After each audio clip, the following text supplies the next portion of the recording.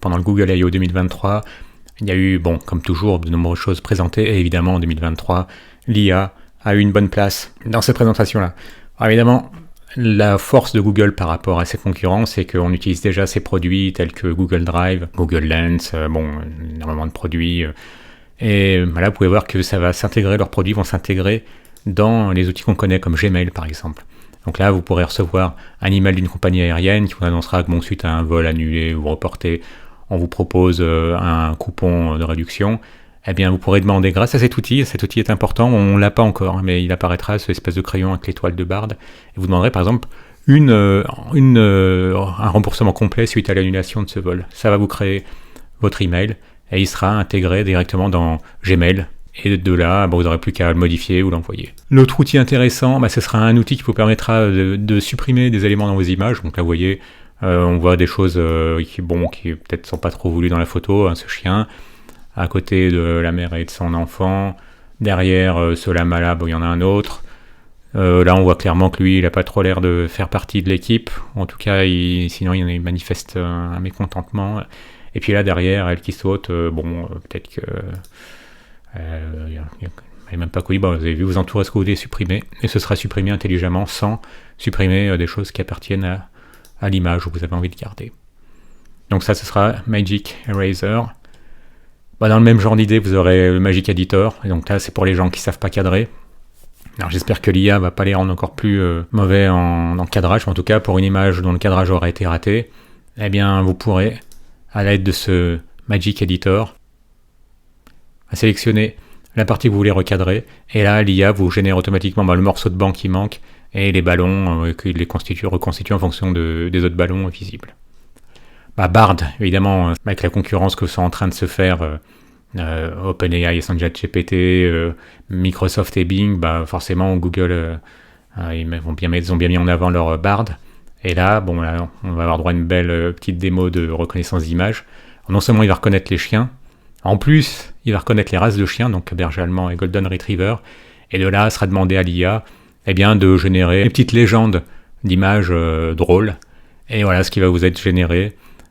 Quand on est en train de deviner lequel de vous deux est un gentil chien. Ou bien, là c'est encore plus fort parce que c'est-à-dire qu'il arrive à deviner que cette image pourrait être utilisée dans une pub de nourriture pour chien. Voilà.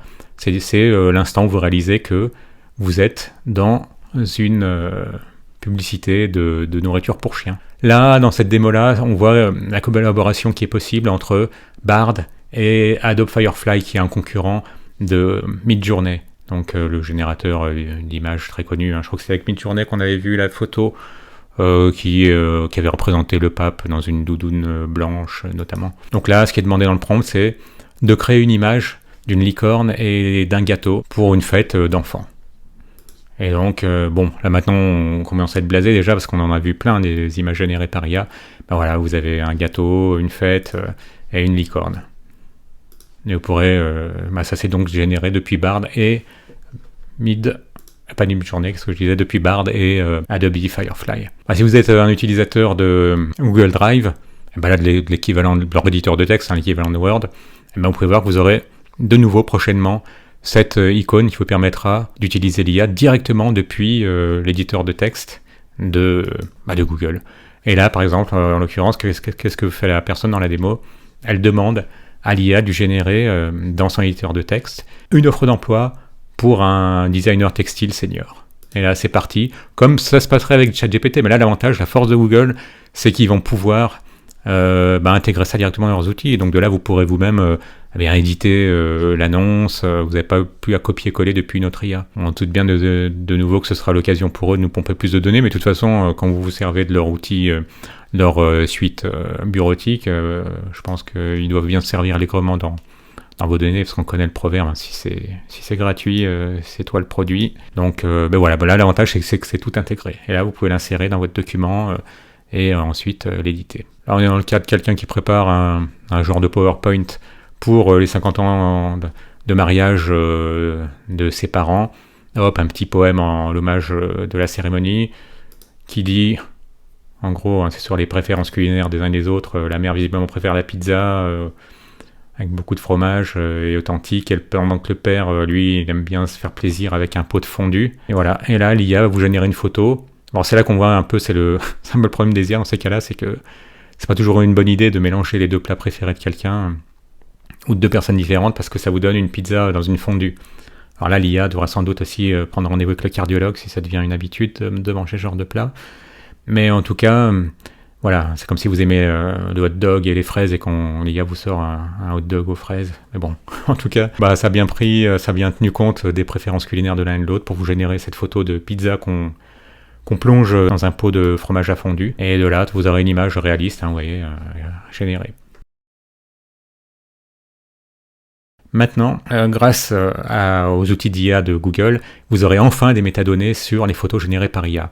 Donc ça, c'est quelque chose qui est bon, à une époque où les fake news fleurissent comme des champignons, ça serait bien de pouvoir avoir non seulement des références sur une image, qui vous dira déjà si elle est générée par IA ou pas, où est-ce qu'elle aura été vue, quelle est la source, etc.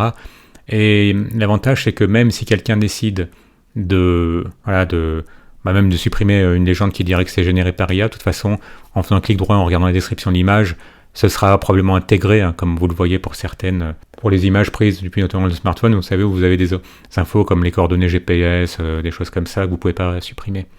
Et si vous êtes encore là, eh bien, félicitations et merci. Et je vous montre un petit outil qui est très bien.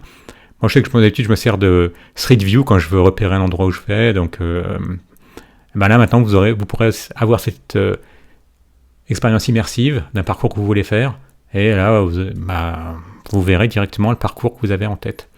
Alors évidemment, au départ, ça existera uniquement pour une dizaine de grandes villes, mais ensuite, au fil du temps, sera généré pour plusieurs autres, pour des centaines de milliers probablement de villes. Qu'est-ce que vous avez préféré comme petite nouveauté liée aux IA présentée dans ce Google I.O. 2023? N'hésitez pas à le mettre en commentaire, un petit like si vous avez aimé, abonnez-vous si c'est déjà fait, et pour en savoir plus également sur les IA, il y a 2-3 vidéos, dont celle sur Geoffrey Hinton qui vaut le coup d'œil.